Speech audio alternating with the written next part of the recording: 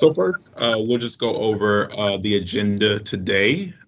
So first, we'll go over some definitions and understanding what microaggressions are, what they consist of, what they aren't, and the various understanding and definitions of microaggressions. And then we'll move on to practice. So we'll actually do some scenarios and go over ways in which we can identify microaggressions when they happen to us and when we may perpetrate those to others. So we'll get into some scenarios as well. As we begin, I want to make sure that we have an opportunity to acknowledge that the University of Wisconsin-Eau Claire occupies the sacred and ancestral lands of Indigenous peoples. And we honor the land, the Ojibwe and Dakota nations.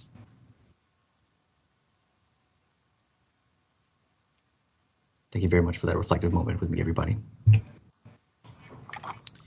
And as we did last time, we just want to go over our space expectations. We know that each of you are doing this training in your own buildings, so we hope that you'll be able to create a positive space that encourages dialogue within your respective staffs.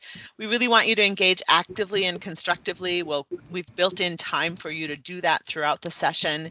We want you to do your best to use inclusive language. I recognize, at least for myself, some of the ways that I've learned to use inclusive language is by making mistakes and then having colleagues and students examine and critique the ideas, critique my language, but do it in such a way that makes me feel safe.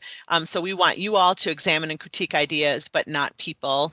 We also want to ensure that one person speaks at a time. That makes it so much easier for us to have these good conversations. And then also please be aware of the amount of time that you occupy when providing input to give everyone a chance to share their thoughts and feelings as we work through today's session.